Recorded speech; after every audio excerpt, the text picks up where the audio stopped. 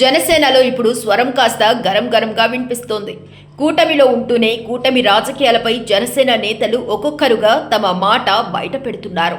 Tadepalligudem MLA Bolisetti Srinivas స్థానిక సంస్థల ఎన్నికల్లో జనసేనకు ఉన్న బలాన్ని బట్టి సీట్లు అడుగుతామని చెప్పినా మరుసటి రోజే కాకినాడ రూరల్ ఎమ్మెల్యే పంతం నానాజీ మరింత హాట్ కామెంట్స్ చేశారు. టీడీపీకి కాపు కాయటానికి జనసేన పుట్టలేదు, పవన్ కళ్యాణ్ సీఎం చేయాలన్న లక్ష్యంతోనే పార్టీ వచ్చింది అన్నట్లుగా మాట్లాడారు.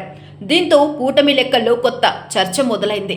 అంటే ఇంతకాలం కూటమి కోసం కలిసి నడిచిన జనసేన ఇప్పుడు తమ పొలిటికల్ షేర్, తమ లీడర్ సీఎం టార్గెట్ ను కూడా రిమైండర్ చేస్తుందా అన్నదే అసలు ప్రశ్న.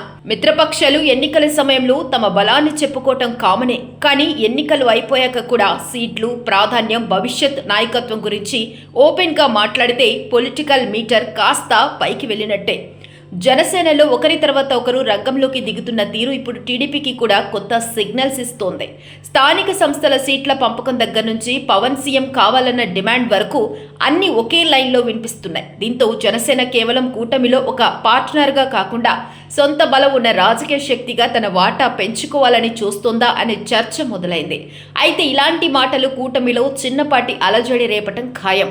ఎందుకంటే రాజకీయాల్లో మనం కలిసి ఉన్నామనడం ఒకటైతే, మా బలం ఇంత, మా టార్గెట్ ఇది అని బహిరంగంగా చెప్పడం ఇంకోటి. ఇప్పుడు అందరి చూపు జనసేనని పవన్ కళ్యాణ్ వైపే ఉంది.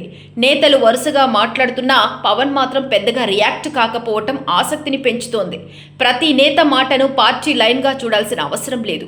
కానీ ఒకే తరహా భావజాలంతో పలువురు నేతలు మాట్లాడుతూ ఉంటే ఇది కేవలం వ్యక్తిగత స్వరమా లేక లోపల ఏదైనా డిస్కషన్ నడుస్తోందా అన్న అనుమానం రావడం సహజం. అయితే నానాజీ తర్వాత క్లారిటీ ఇచ్చారు. తన వ్యాఖ్యలను వైసీపీ వక్రీకరించి ప్రచారం చేస్తుందని, మాటలను ఎడిట్ చేసి దుష్ప్రచారం చేస్తున్నారని ఆరోపించారు. జగన్ పాలనకు వ్యతిరేకంగానే టీడీపీ, జనసేన, బీజేపీ కలిసి కూటమి కట్టాయని చెప్పారు.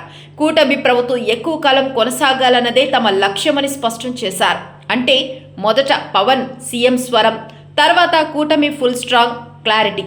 మరి ఇది జనసేన స్ట్రాటజీనా, నేతల ఓవర్ యాక్షనా, లేక కూటమిలో సీట్ బేరసారాల సౌండ్నా? ఇదే ఇప్పుడు పొలిటికల్ టాక్.